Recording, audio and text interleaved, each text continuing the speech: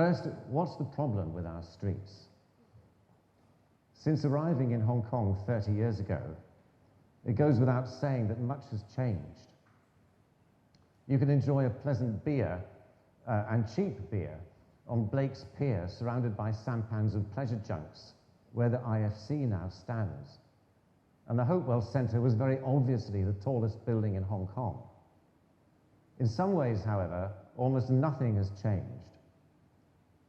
While land reclamation has splurged and spectacular towers have soared, and entire cities have been raised from mudflats in the new territories, Hong Kong's streets in the older urban areas have remained jammed with boiling hot, honking, smoke-belching traffic jams that achieve nothing but frayed tempers and a very unpleasant environment.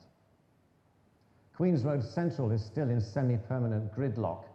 Hennessy Road, Queens Road East and Devokes Road are almost entirely given over to traffic while pedestrians scurry along the narrow footpaths like rats in a gutter, with hardly a seat to be seen. There were far fewer traffic lights and railings 30 years ago, and crossing the road and driving was more of a gamble then. So some credit is due for attempting to introduce safety measures. Now everybody wants to get rid of the ugly railings. But this can never happen until we recognize that the railings are just a symptom of a greater problem. The streets are currently designed overwhelmingly for vehicles at the expense of pedestrians, cyclists, and the environment. This sign on a railing at the junction of Fleming Road and Hennessy Road says it all, really. It's showing a pedestrian being run down by a car, strangely with no driver. No driver, no responsibility. It shouts, I better not shout, it shouts, "Be careful when crossing the road," putting the onus on the hapless pedestrian to get out of the way or suffer the consequences. The message is crystal clear. Motor vehicles rule and pedestrians are just an inconvenience. You can see where the political power lies when the non-car owning population, that is 94% of us, is forced into about 20% of the available public space here in Queens Road Central, Devokes Road Central, Connaught Road Central. Bearing in mind that the 6% of car owners are also pedestrians, some, if not most of the time, the condition of the pedestrian environment is something that affects the entire population, including all voters. So what's been going on elsewhere? Pedestrianisation took off in Copenhagen in 1962. Carnaby Street in London followed in 1973. And the major thoroughfare of Oxford Street was designated as a bus-only street around that time. When I arrived in Leeds in the north of England as a student in 1975, the pedestrianisation of the city centre was already underway. Here's a picture of the hedgerow, which was made a bus and pedestrian priority street at that time. Internationally, it is now generally accepted that the streets are part of the public realm and belong to all. The benefits of prioritising walking and cycling are well recognised, and it is standard practice to strictly control vehicle access and movement in core centres, as exemplified by London's congestion charges. Take a look at New York's Department of Transport World-Class Streets report. To quote Mayor Bloomberg, one of the challenges is to reimagine the public realm. We are finding creative new ways to make our streets more attractive to pedestrians and cyclists and those who wish to sit and relax and soak in the city. So what's been happening in Hong Kong? While other world cities have been forging ahead, what's been going on here? Well, precious little progress has been made in Hong Kong streets, but there are some exceptions. Here's Chater Road on a typical weekday and on a Sunday. For many years, Chater Road in Central has been closed to vehicles on Sundays and public holidays. This instant pedestrian precinct, which suddenly brings Central to life once a week, is achieved by a few plastic cones and a couple of directional signs. Nathan Road, south of Hai Phong Road, was an excellent step in the right direction. About 7 years ago, the vehicular carriageway was reduced from 6 lanes to 4 lanes, allowing for footpaths to be widened and trees planted in the pavements and in the central median. Some good starts were made in Causeway Bay, with the pedestrianisation of the southern end of Patterson Street, for example. Here's a photo of a bell-out or localised footpath widening in Johnston Road. The original curb ran along where the drain is going there, and it's been widened. The recent tree planting and public seat are indications of the benefits of this baby step in the right direction. This tiny little bell-out in Luard Road, installed in the 1980s, when the street kitchens were removed, allowed for this spectacular tree planting. The only section of Queen's Road East which is remotely pleasant is this section at Dominion House, where the footpath has been expanded into the building, doubling the effective footpath width and allowing much needed tree planting and shelter from the rain. If only this had been standard practice since the 1980s on Hong Kong's major streets in the older urban areas. More recently, the government greening master plans have made substantial improvements to greening in the urban areas, as here in Hennessy Road,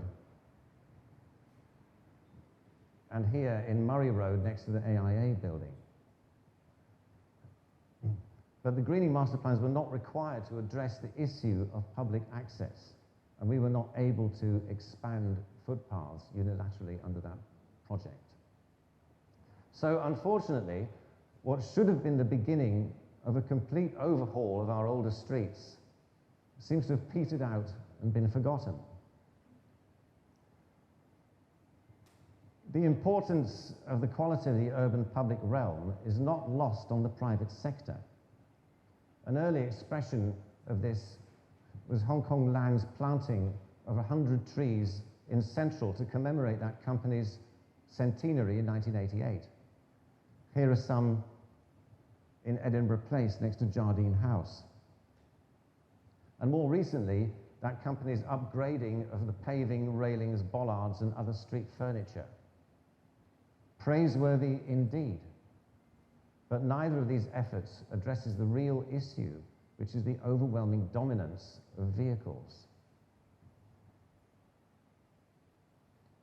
This drawing of Pedder Street was published in the Sunday Post magazine in 1989,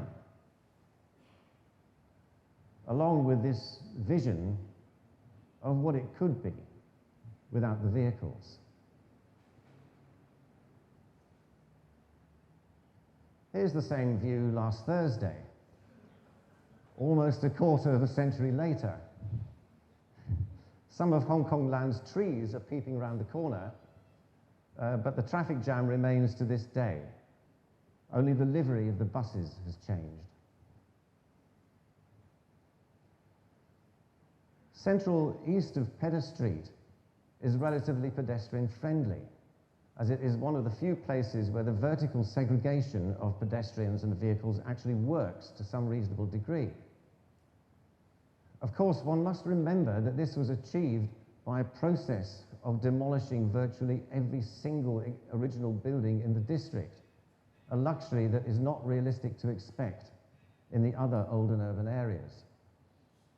It's interesting to note that when very large numbers of people have to be moved quickly, efficiently, and safely to see the Chinese New Year fireworks, for example, the nearby streets are closed to vehicular traffic.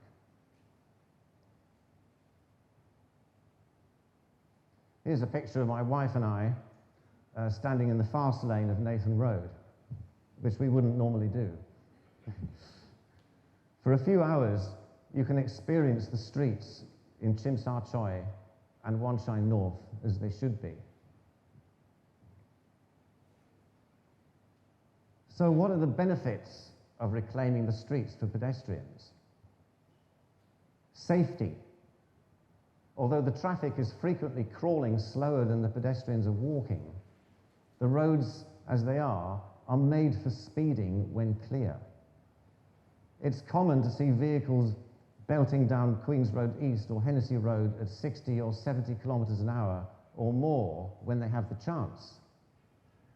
Street design that permits such speeds is totally unacceptable in such a dense built-up area. Air quality and public health. As we all know, the concrete canyons of the older urban areas are tailor-made to maximize curbside pollution. Reducing the number and speed of vehicles is the obvious solution. Besides, what is healthier than walking and cycling in a pollution-free environment? Essential vehicle accessibility. Removing unnecessary traffic will improve access for essential vehicles, especially emergency vehicles and public transport vehicles. Pedestrian accessibility. Creating an environment that is friendly to children, the elderly and the disabled is an obligation. If Hong Kong wants to attract and retain top talent, then the city environment needs to be much more family friendly. Commercial benefits. In areas where the primary access to shops and buildings is by foot, an improvement in pedestrian access can have significant commercial benefits. The mid-levels escalator gave rise to a spectacular increase in commercial activity in previously non-existent Soho, thanks to the revitalized street life and people-watching opportunities. Pedestrian areas can also accommodate permanent or temporary market stalls. If you want to see some street life, where's it gone? Sorry. If you want to see some street life, go to Temple Street in Kowloon or Cross Street in Wan Chai. Time savings. Anybody stuck in a traffic jam knows about wasted time. But what about the time currently wasted by the much larger numbers of pedestrians obstructed by vehicles? A better quality environment, better paving, more seats, more trees, more artworks, improved lighting, fewer signs and railings are self-evident improvements which require expanded pedestrian space.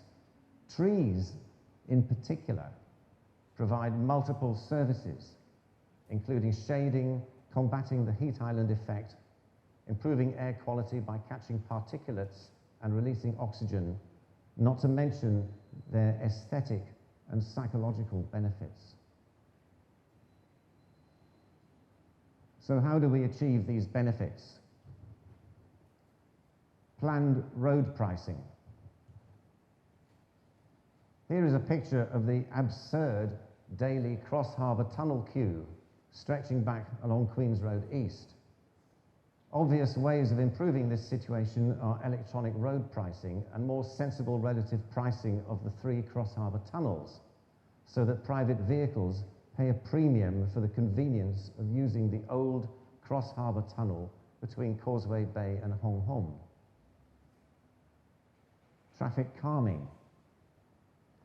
It is not necessary to ban vehicles completely, What is needed is a change in priorities when it comes to the design of the street. The street is part of the public realm. That is, it belongs to everybody, not only vehicle owners and operators. At present, vehicles are top priority, with public transport, pedestrians and cyclists in descending order of importance. By turning this upside down, putting pedestrians first, followed by bicycles, public transport and lastly private vehicles, the city can be transformed. This means implementing simple traffic calming measures that are accepted practice in most developed cities, including footpath widening and speed tables. Instead of pedestrians stepping down to the carriageway level, vehicles should be made to drive up to the pedestrian level at pedestrian crossings. Instead of designing the carriageways to maximize vehicle speeds, corners are made sharper, lanes are narrowed, and vehicle access controlled by bollards, trees, and planters. Prioritize pollution-free public transport. The existing tram system on Hong Kong Island doesn't pollute the streets directly, and other types of vehicles, such as trolley buses, could replace buses in some streets. Remove unnecessary on-street parking. Here in Spring Garden Lane in Wan Chai, we have the insane situation where there is chronic conflict between vehicles and pedestrians. Yet half the road is taken up by unnecessary on-street parking. These parked vehicles are not bona fide delivery vehicles. These are so-called people carriers. They're drivers snoozing and engines idling, the vehicle's engines, not the drivers, waiting for a call to pick up their employers. There are more than sufficient car parking venues in Hong Kong to eliminate on-street parking, as evidenced by Cheung Kong's recent application to change the use of part of the car park in the Cheung Kong Centre. Make a start now. Now that billions have been spent on reclaiming the harbour and building the new underground central Wan Chai bypass, there should be a benefit to the public for this investment other than just another traffic jam. Let the bypass really be a bypass. Make Queen's Road the focus of a pedestrian and bicycle priority area and put the heart back into the city. Queen's Road approximately follows the original northern coastline of Hong Kong Island. So much of Hong Kong's heritage is either on or very close to Queen's Road. It is where Hong Kong's modern history started 170 years ago. Why not make it the focus of an urban renaissance now? We have the traffic and civil engineers, the landscape architects, the town planners, and every possible type of technical expertise under the sun. The question is, does anyone have the political will and decisiveness to make this happen? There's a tremendous potential benefit here for the government. It would be an immediate, highly visible and technically easy way to have a beneficial impact on the daily experiences of a huge segment of the population, tourists and business visitors. It doesn't all have to happen at once. It can be implemented in bite-sized stages using temporary traffic arrangements initially, which can then be made permanent once any teething problems are ironed out. This will need strong leadership and a dedicated task force, since change to the streets affects practically every transportation mode, utility and government department. Particularly important will be the follow-up management of the pedestrian-friendly streets, how to balance the benefits of a more vibrant street life with the inevitable localized abuse by salespeople, for example. Leadership is the critical issue here. Mayor Bloomberg pushed for comparable improvements in New York and Ken Livingstone in London. Sir Murray McIlroy's reclaimed much of our countryside for the public realm. Can anyone do the same for our urban streets? CY.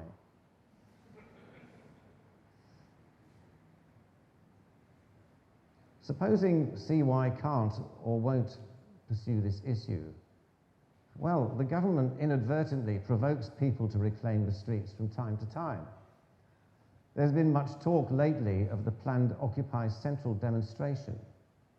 I would just like to point out that Central is already occupied every day by traffic jams. If Occupy Central goes ahead in July, who knows whether this will help the cause of universal suffrage, but I expect it may inadvertently show the benefits of traffic-free streets, and that Hong Kong will not grind to a halt and the economy will not collapse. The point is that it is our choice whether our streets are full of pointless traffic jams or whether they can be designed in a people-friendly way. It's up to all of those who have a vision for a safer, better streetscape in Hong Kong to keep the pressure up on government and to convince people that it is feasible and desirable. I chose the word reclaim for the title of this talk advisedly. The word is usually used in relation to reclaiming land from the sea. In that case, it is the wrong word, since you can't reclaim something that didn't exist in the first place. We don't reclaim land, we steal from the sea. But it's different in the case of our streets. We did have them once upon a time, and now it's time to take them back. I want to leave you with a few images suggesting what a difference it would make if footpaths were widened by just one lane in the case of Queen's Road East,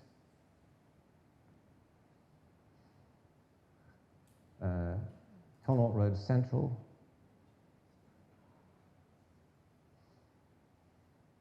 and Devokes Road Central. Hong Kong deserves better than this. Widen the footpaths, curb the traffic, free the pedestrians, add in seats, trees, and outdoor dining. Let's get some romance back into this city. Let's reclaim our streets. Thank you. Daughter.